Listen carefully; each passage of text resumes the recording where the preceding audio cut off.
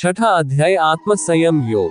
पांचवें अध्याय के आरंभ में अर्जुन ने भगवान से कर्म संन्यास, सांख्य योग तथा कर्मयोग, इन दोनों में से कौन सा साधन निश्चित रूप से कल्याणकारी है, ये जानने की प्रार्थना की। तब भगवान ने दोनों साधनों को कल्याणकारी बताया और फल में दोनों समान है। फिर भी साधन में सुगमता होने से कर्म संन्यास की अपेक्षा कर्मयोग की श्रेष्ठता सिद्ध की है। बाद में उन दोनों साधनों का स्वरूप, उनकी विधि और उनका फल अच्छी तरह से समझाया। इसके उपरांत उन दोनों के लिए अति उपयोगी और मुख्य उपाय समझकर संक्षेप में ध्यान योग का भी वर्णन किया। लेकिन उन दोनों में से कौन सा साधन करना, ये बात अर्जुन स्पष्ट रूप से नहीं समझ पाया और ध्यान योग का अंग सहित विस्तृत वर्णन करने के लिए छठे अध्याय का आरंभ करते हैं। प्रथम भक्तियुक्त कर्मयोग में प्रवृत्त करने के लिए भगवान श्री कृष्ण कर्मयोग की प्रशंसा करते हैं। श्री भगवान बोले, जो पुरुष कर्मफल का आश्रय न लेकर करने योग्य कर्म करता है वह सन्यासी तथा योगी है, और केवल अग्नि का त्याग करने वाला सन्यासी नहीं है तथा केवल क्रियाओं का त्याग करने वाला योगी नहीं है। हे अर्जुन, जिसको सन्यास ऐसा कहते हैं उसी को तू योग जान, क्योंकि संकल्पों का त्याग न करने वाला कोई भी पुरुष योगी नहीं होता। योग में आरूढ़ होने की इच्छा वाले मननशील पुरुष के लिए योग की प्राप्ति में निष्काम भाव से कर्म करना ही हेतु कहा जाता है, और योगारूढ़ हो जाने पर उस योगारूढ़ पुरुष का जो सर्व संकल्पों का अभाव है वही कल्याण में हेतु कहा जाता है। जिस काल में न तो इंद्रियों के भोगों में और न कर्मों में ही आसक्त होता है, उस काल में सर्व संकल्पों का त्यागी पुरुष योगारूढ़ कहा जाता है। अपने द्वारा अपना संसार समुद्र से उद्धार करे और अपने को अधोगति में न डाले, क्योंकि यह मनुष्य आप ही तो अपना मित्र है और आप ही अपना शत्रु है। जिस जीवात्मा द्वारा मन और इंद्रियों सहित शरीर जीता हुआ है, उस जीवात्मा का तो वह आप ही मित्र है, और जिसके द्वारा मन तथा इंद्रियों सहित शरीर नहीं जीता गया है, उसके लिए वह आप ही शत्रु के सदृश शत्रुता में बरतता है। सर्दी गर्मी और सुख दुख आदि में तथा मान और अपमान में जिसके अंतःकरण की वृत्तियां भली भांति शांत है, ऐसे स्वाधीन आत्मा वाले पुरुष के ज्ञान में सच्चिदानंद घन परमात्मा सम्यक प्रकार से ही स्थित है, अर्थात उसके ज्ञान में परमात्मा के सिवा अन्य कुछ है ही नहीं। जिसका अंतःकरण ज्ञान विज्ञान से तृप्त है, जिसकी स्थिति विकार रहित है, जिसकी इंद्रियां भली भांति जीती हुई है, और जिसके लिए मिट्टी पत्थर और सुवर्ण समान है, वह योगी युक्त अर्थात भगवत प्राप्त है, ऐसा कहा जाता है। सुहृद मित्र, वैरी उदासीन, मध्यस्थ, वेश्य और बंधुगणों में, धर्मात्माओं में और पापियों में भी समान भाव रखने वाला अत्यंत श्रेष्ठ है। मन और इंद्रियों सहित शरीर को वश में रखने वाला आशा रहित और संग्रह रहित योगी अकेला ही एकांत स्थान में स्थित होकर आत्मा को निरंतर परमात्मा लगावे। शुद्ध भूमि में, जिसके ऊपर क्रमशः कुशा, मृगछाला और वस्त्र बिछे हैं, जो न बहुत ऊंचा है न बहुत नीचा, ऐसे अपने आसन को स्थिर स्थापन करके उस आसन पर बैठकर चित्त और इंद्रियों की क्रियाओं को वश में रखते हुए मन को एकाग्र करके अंतःकरण की शुद्धि के लिए योग का अभ्यास करे। काया, सिर और गले को समान एवं अचल धारण करके और स्थिर होकर अपनी नासिका के अग्रभाग पर दृष्टि जमाकर अन्य दिशाओं को न देखता हुआ ब्रह्मचारी के व्रत में स्थित भय रहित तथा भली भांति शांत अंतःकरण वाला सावधान योगी मन को रोककर मुझ में चित्त वाला और मेरे परायण होकर स्थित होवे।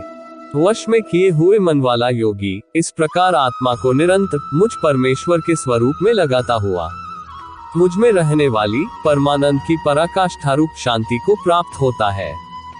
हे अर्जुन, ये योग न तो बहुत खाने वाले का, न बिल्कुल न खाने वाले का, न बहुत शयन करने के स्वभाव वाले का, और न सदा ही जागने वाले का ही सिद्ध होता है।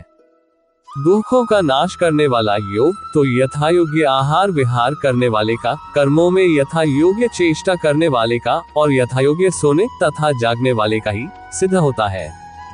अत्यंत वश में किया हुआ चित्त जिस काल में परमात्मा में ही भली भांति स्थित हो जाता है, उस काल में संपूर्ण भोगों से स्पृहा रहित पुरुष योग युक्त है, ऐसा कहा जाता है। जिस प्रकार वायु रहित स्थान में स्थित दीपक चलायमान नहीं होता, वैसी ही उपमा परमात्मा के ध्यान में लगे हुए योगी के जीते हुए चित्त की कही गई है। योग के अभ्यास से निरुद्ध चित्त जिस अवस्था में उपराम हो जाता है और जिस अवस्था में परमात्मा के ध्यान से शुद्ध हुई सूक्ष्म बुद्धि द्वारा परमात्मा को साक्षात करता हुआ सच्चिदानंद घन परमात्मा में ही संतुष्ट रहता है, इंद्रियों से अतीत केवल शुद्ध हुई सूक्ष्म बुद्धि द्वारा ग्रहण करने योग्य जो अनंत आनंद है, उसको जिस अवस्था में अनुभव करता है और जिस अवस्था में स्थित ये योगी परमात्मा के स्वरूप से विचलित होता ही नहीं, परमात्मा की प्राप्ति रूप जिस लाभ को प्राप्त होकर उससे अधिक दूसरा कुछ भी लाभ नहीं मानता, और परमात्मा प्राप्ति रूप जिस अवस्था में स्थित योगी बड़े भारी डैक से भी चलायमान नहीं होता, जो दुख रूप संसार के संयोग से रहित है तथा जिसका नाम योग है, उसको जानना चाहिए। वह योग न उकताए हुए अर्थात धैर्य और उत्साहयुक्त चित्त से निश्चय पूर्वक करना कर्तव्य है। संकल्प से उत्पन्न होने वाली संपूर्ण कामनाओं को निश्चित रूप से त्याग कर और मन के द्वारा इंद्रियों के समुदाय को सभी ओर से भलीभांति रोककर क्रम क्रम से अभ्यास करता हुआ उपरति को प्राप्त हो तथा धैर्ययुक्त बुद्धि के द्वारा मन को परमात्मा में स्थित करके परमात्मा के सिवा और कुछ भी चिंतन न करे। ये स्थिर न रहने वाला और चंचल मन जिस शब्दादि विषय के निमित्त से संसार में विचरता है, उस विषय से रोककर यानी हटाकर इसे बार बार परमात्मा में ही निरुद्ध करे। क्योंकि जिसका मन भली प्रकार शांत है, जो पाप से रहित है और जिसका रजोगुण शांत हो गया है, ऐसे इस सच्चिदानंद घन ब्रह्म के साथ एक ही भाव हुए योगी को उत्तम आनंद प्राप्त होता है। वह पापरहित योगी इस प्रकार निरंतर आत्मा को परमात्मा में लगाता हुआ सुखपूर्वक परब्रह्म परमात्मा की प्राप्ति रूप अनंत आनंद का अनुभव करता है। सर्वव्यापी अनंत चेतन में एक ही भाव से स्थिति रूप योग से युक्त आत्मा वाला तथा सब में संभाव से देखने वाला योगी आत्मा को संपूर्ण भूतों में स्थित और संपूर्ण भूतों को आत्मा में कल्पित देखता है। जो पुरुष संपूर्ण भूतों में सबके आत्मरूप मुझ वासुदेव को ही व्यापक देखता है और संपूर्ण भूतों को मुझ वासुदेव के अंतर्गत देखता है, उसके लिए मैं अदृश्य नहीं होता और वह मेरे लिए अदृश्य नहीं होता। जो पुरुष एक ही भाव में स्थित होकर संपूर्ण भूतों में आत्मरूप से स्थित मुझ सच्चिदानंद घन वासुदेव को भजता है, वह योगी सब प्रकार से बरतता हुआ भी मुझ में ही बरतता है। हे अर्जुन, जो योगी अपनी भांति संपूर्ण भूतों में सम देखता है और सुख अथवा दुख को भी सब में सम देखता है, वह योगी परम श्रेष्ठ माना गया है। अर्जुन बोले, हे मधुसूदन, जो ये योग आपने संभाव से कहा है, मन के चंचल होने से मैं इसकी नित्य स्थिति को नहीं देखता हूँ, क्योंकि हे श्री कृष्ण, यह मन बड़ा चंचल प्रमथन स्वभाव वाला बड़ा दृढ़ और बलवान है, इसलिए उसका वश में करना मैं वायु को रोकने की भांति अत्यंत दुष्कर मानता हूँ।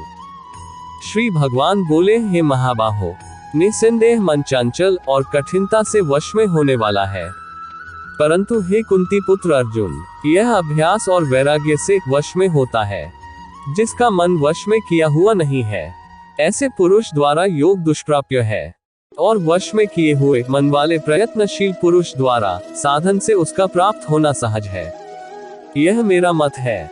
अर्जुन बोले, हे श्री कृष्ण, जो योग में श्रद्धा रखने वाला है किंतु संयमी नहीं है, इस कारण जिसका मन अंतकाल में योग से विचलित हो गया है, ऐसा साधक योग की सिद्धि को अर्थात भगवत साक्षात्कार को न प्राप्त होकर किस गति को प्राप्त होता है। हे महाबाहो, क्या वह भगवत प्राप्ति के मार्ग में मोहित और आश्रय रहित पुरुष छिन्न भिन्न बादल की भांति दोनों ओर से भ्रष्ट होकर नष्ट तो नहीं हो जाता?